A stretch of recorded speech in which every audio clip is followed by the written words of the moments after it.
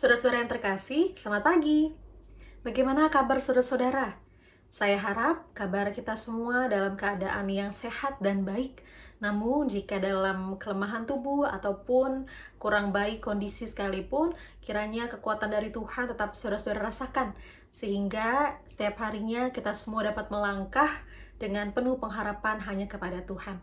Mari, sebelum kita memulai aktivitas dan segala rencana kita pada hari ini, kita mohon bimbingan Tuhan agar dalam setiap langkah yang akan kita jalani, itu semua juga berasal daripada Tuhan. Mari kita berdoa. Tuhan Yesus yang sungguh amat baik, kami mengucap syukur karena Engkau masih memperbolehkan kami, mengizinkan kami untuk menginjaki hari yang baru, di mana berkat yang daripada Tuhan dapat selalu kami rasakan. Ya Tuhan, pada hari ini dengan seluruh pergumulan kami ingin membawa segala pengharapan kami dan juga seluruh permohonan kami hanya kepada Tuhan. Dan kiranya pada doa pagi hari ini kami boleh dikuatkan kembali dengan firman yang akan kami dengarkan. Sehingga ketika kami melangkah dalam hari-hari yang tidak pasti sekalipun, pengharapan hanya kepada Tuhan memampukan kami dalam melangkah. Sehingga hanya nama Tuhan yang dipermuliakan dan kami anak-anak-Mu boleh mendapatkan kesuksesan, bukan kesia-siaan, karena kami mengandalkan hanya pada Tuhan. Inilah doa kami ya Tuhan, berfirmanlah kepada kami karena kami anak-anak Tuhan telah siap mendengarkan. Di dalam nama Tuhan Yesus kami berdoa. Amin.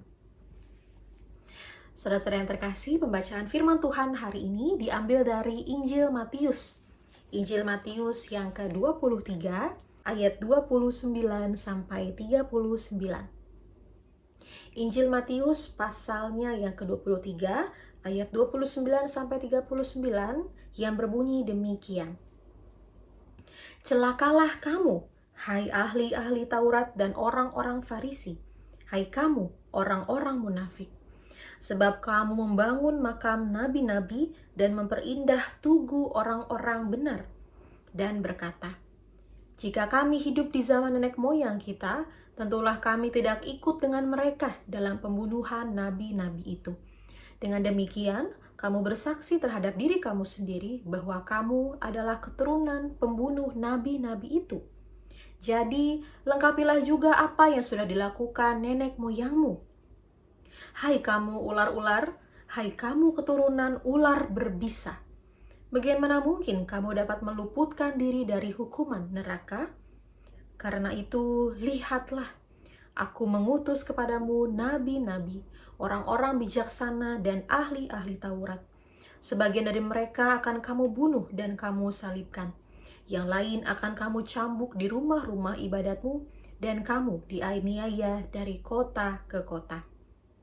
Supaya kamu menanggung akibat darah orang benar dan ditumpahkan di bumi, mulai dari Habel, orang benar itu, sampai kepada Zakaria, anak Berekia, yang kamu bunuh di antara tempat kudus dan mezbah. Sesungguhnya aku berkata kepadamu, semuanya ini akan ditanggung orang-orang zaman ini. Yerusalem, Yerusalem, yang membunuh nabi-nabi dan melempari dengan batu orang-orang yang diutus kepadanya. Berkali-kali aku ingin mengumpulkan anak-anakmu, sama seperti induk ayam mengumpulkan anak-anaknya di bawah sayapnya, tetapi kamu tidak mau. Lihatlah, rumahmu ini akan ditinggalkan dan menjadi sunyi bagimu. Aku berkata kepadamu, mulai sekarang kamu tidak akan melihat aku lagi sampai kamu berkata, diberkatilah dia yang datang dalam nama Tuhan. Saudara-saudara yang terkasih, pada bulan ini kita masih merayakan bulan seni GKI Samanhudi. Kalau pada bulan yang lalu, bulan Agustus, kita merayakan bulan kesaksian dan pelayanan. Dan nanti pada beberapa bulan berikutnya, kita akan bersama-sama mengingat rayakan kelahiran Tuhan Yesus pada bulan Desember. Dan seterusnya, setiap tahun kita memiliki ada beberapa hari-hari raya gerejawi yang di dalamnya membutuhkan yang namanya panitia.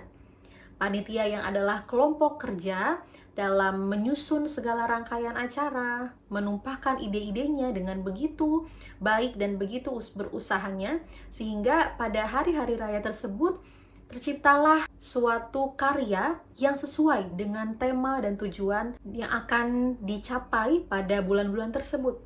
Nah, saudara-saudara yang terkasih, mungkin di antara kita ada yang pernah menjadi panitia. Entah itu panitia Paskah, panitia Natal, dan panitia bulan-bulan lainnya. Pasti saudara-saudara pun juga pernah berada dalam kelompok kerja, dalam pekerjaan masing-masing. Yang pasti saudara-saudara, ketika kita semua menyiapkan segala rencana yang kiranya nanti akan dilakukan bersama-sama, kita akan berusaha semaksimal mungkin agar ide yang kita nyatakan itu semua boleh relate atau kontekstual atau kiranya menjawab apa yang dibutuhkan pada acara-acara tersebut. Dan yang pasti saudara-saudara, kita akan memperhatikan kira-kira apa saja kritik dan saran yang sudah diberikan oleh para partisipan yang ada pada tahun-tahun sebelumnya. Dan kritik dan saran itu menjadi acuan agar pada kegiatan selanjutnya kita tidak lagi melakukan atau mengulangi kesalahan yang sama. Atau mungkin kita akan mempertimbangkan kritik dan saran tersebut supaya kegiatan yang ada di depan kita itu boleh berjalan dengan lancar. Nah, saudara-saudara yang terkasih, terkadang kritik dan saran itu bisa sangat tepat bagi kita, atau juga justru bisa saja kita merasa kritik ini tidak sesuai dengan tujuan maupun dengan apa yang sudah kita upayakan selama ini. Nah, saudara-saudara yang terkasih, pada pagi hari ini pun kita juga diperhadapkan dengan kejadian atau kisah yang ada di dalam Injil Matius ini, di mana Yesus sangat mengecam para ahli-ahli Taurat dan orang-orang Farisi. Karena mereka sangatlah pandai dalam menyembunyikan aib dan dosa dan juga segala kemunafikan. Ahli-ahli Taurat dan orang-orang Farisi ini merasa diri paling benar, paling suci dan juga saleh. Mereka pandai dalam menilai orang lain, tetapi mereka tidak jujur dalam menilai diri sendiri. Bahkan orang-orang Farisi dan ahli-ahli Taurat ini membangun dan memperindah pusara atau makam para nabi yang sebetulnya dibunuh oleh para leluhur mereka pada perjanjian lama. Tetapi mereka justru tidak memperbaiki hati mereka sendiri. Mereka justru memperbaiki pusaka atau makam para nabi yang dibunuh oleh leluhur mereka, dan mereka justru merasa dirinya lebih benar daripada leluhur-leluhur mereka sendiri. Padahal mereka tidak mengintrospeksi hati mereka, pikiran mereka, dan segala tindak laku mereka. Banyak kesalahan yang sama yang terus mereka lakukan, tetapi mereka mengaku diri mereka adalah orang yang saleh. Maka di sini Yesus mengecam para ahli-ahli Taurat dan orang-orang Farisi. Celakalah kamu, hai ahli-ahli Taurat dan orang-orang Farisi, karena kamu orang-orang munafik. Sebab kamu membangun makam nabi-nabi dan memperindah tugu orang-orang benar, padahal mereka terus hidup dalam kepalsuan. Nah, saudara-saudara yang terkasih, peringatan serta kritik dari Yesus pada saat itu kiranya membuat kita lebih berani lagi dalam jujur, dalam mengakui kesalahan, atau dalam berbuat segala sesuatu. Seringkali kita mengetahui apa yang harus kita lakukan. Bahkan kita juga sudah merencanakan sedemikian rupa apa yang akan kita lakukan pada hari ini, bagaimana kita berkarya sampai nanti malam hari sebelum kita istirahat, atau bagaimana kita merancangkan masa depan yang baik bagi diri kita sendiri atau bagi orang-orang di sekitar kita. Namun, tidak dapat dipungkiri bahwa kita bukanlah orang yang sempurna, karena manusia adalah makhluk ciptaan yang terbatas. Sehingga tatkala juga kita melakukan segala sesuatu kurang maksimal atau masih ada kekurangannya. Sehingga sangat perlu untuk mendengarkan saran dan kritikan dari orang-orang sekitar kita. Karena saudara-saudara, tidak ada yang tahu jika Tuhan berbicara lewat orang-orang di sekitar kita.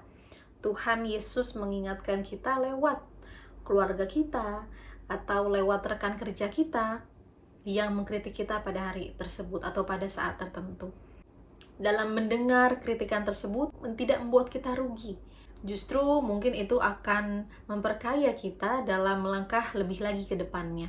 Ketika kita berkarya dan juga merancang segala kegiatan atau program, maka kita akan merencanakan juga plan A, plan B, dan sebagainya. Dan ketika itu semua sudah berjalan, maka kita akan mengevaluasi kira-kira apa yang sudah tercapai atau apa yang belum. Dan kira-kira apa juga yang menjadi masukan dari orang-orang yang turut mengambil bagian atau berpartisipasi dalam kegiatan yang kita lakukan. Maka dengan rendah hati dan dengan terbuka, kita mendengarkan segala nasihat atau kritik tersebut. Supaya pada masa-masa mendatang, program atau kegiatan tersebut boleh kita ulangi lagi dengan penuh maksimal. Kita sudah tahu di mana kesalahan, di mana titik kelemahannya, maka kita memperbaiki di masa mendatang. Dan kiranya kritikan orang atau juga saran daripada orang terhadap diri kita pribadi pun kita boleh dengarkan, saudara-saudara. Kita dengarkan dan kita boleh pikirkan. Kalau memang kritikan tersebut tidak sesuai dengan apa yang sebenarnya terjadi, maka kita boleh membicarakannya dengan juga rendah hati. Mungkin orang tersebut mengkritik kita karena tidak tahu kondisi yang kita alami. Atau orang tersebut mengkritik kita karena dia hanya melihat dari luarnya. Maka adanya perlunya kerendahan hati untuk menjelaskan. Namun jikalau saudara-saudara memang berada dalam kesalahan dan orang mengkritik, maka perlulah kita membuka hati kita selebar dan seluas mungkin. Kita boleh mengintrospeksi diri dan juga memperbaiki proses kehidupan kita agar kita bisa lebih baik lagi di masa mendatang. Kita semua yakin dan percaya bahwa kita adalah anak-anak Tuhan yang senantiasa diberikan hikmat. Sehingga kiranya firman Tuhan pada pagi hari ini mengingatkan dan menguatkan kita bahwa dalam keterbatasan kita ada Tuhan yang selalu mengingatkan, mengajarkan, menegur lewat seluruh pekerjaannya, seluruh karyanya, atau bahkan lewat orang-orang yang ada di sekitar kita. Saudara-saudara, teruslah melangkah dan berkarya dengan kerendahan hati dan juga hikmat daripada Tuhan. Tuhan memampukan kita semua. Amin. Mari kita berdoa. Hikmat yang daripada Tuhan kami dapat terus rasakan setiap harinya. Terima kasih Tuhan. Ampunilah kami ya Tuhan, bahwa tidak jarang kami merasa diri kami hebat, sehingga ketika kami mendengarkan nasihat atau kritik dari orang-orang atau sekitar kami merasa itu semua adalah omong kosong yang tidak perlu kami dengar. Pada hari ini, khususnya pada pagi hari ini Tuhan, kami ingin membuka hati kami ingin membuka pikiran kami dengan hikmat dan juga pertolongan daripada Tuhan. Sehingga dalam kami menjalani hari-hari kami boleh mendengarkan suara-suara Tuhan yang kami dengarkan lewat sesama kami. Kami yakin dan percaya segala sesuatu yang kami lakukan dengan maksimal dan hikmat daripada Tuhan, maka kami pun akan memperoleh keberhasilan dan bukan kesia-siaan. Namun jikalau ada hal-hal yang kami belum lakukan secara maksimal, kiranya suara Tuhan atau nasihat dari Engkau boleh kami dengarkan dan kami boleh lakukan dalam hari-hari mendatang. Ya Tuhan, dengan hikmat yang Engkau berikan, kami juga teringat sesama kami yang mungkin dalam kelemahan tubuh. Kiranya dalam kelemahan fisik, rasa sakit yang diderita, mereka tetap merasakan kekuatan dan penghiburan daripada Tuhan, sehingga bukanlah menyerah atau ketidakberdayaan, namun mereka boleh berpengharapan hanya kepada Tuhan. Dengan hikmat daripada Tuhan, kami juga teringat kepada sesama kami yang pada saat ini mungkin dalam masa-masa sulit, dalam penantian atau dalam ketidakpastian akan hari esok. Kiranya mereka boleh senantiasa diberikan ketabahan dalam menunggu, kesetiaan dalam menanti, dan juga pengharapan untuk menjalani hari-hari yang tidak pasti. Karena kami yakin dan percaya kami semua diperlengkapi dengan hikmat, berkat, dan juga anugerah daripada Tuhan. Ya Tuhan, inilah doa kami. Mungkin ada yang kami lupakan dalam doa dan permohonan ini. Namun kiranya ketika kami mengingat, kami boleh menopang dalam doa, sehingga hikmat yang daripada Tuhan tidak menjadi sia-sia. Hikmat daripada Tuhan boleh kami pakai untuk kami mendengarkan orang lain dan juga mendoakan, saling menopang sesama kami. Terima kasih ya Tuhan. Hanya di dalam nama Tuhan Yesus Kristus, Sang Juru Selamat yang tidak pernah meninggalkan kami sekalipun. Amin. Saudara-saudara yang terkasih, selamat dan semangat dalam melanjutkan aktivitas kita. Kiranya hikmat, berkat, serta pertolongan dari Tuhan menuntun serta memampukan kita menjalani hari-hari meski di dalam ketidakpastian sekalipun. Tuhan berserta kita. Bagi Bapak Ibu yang memiliki pergumulan khusus dan ingin didoakan, bisa menghubungi rekan-rekan pendeta di nomor berikut.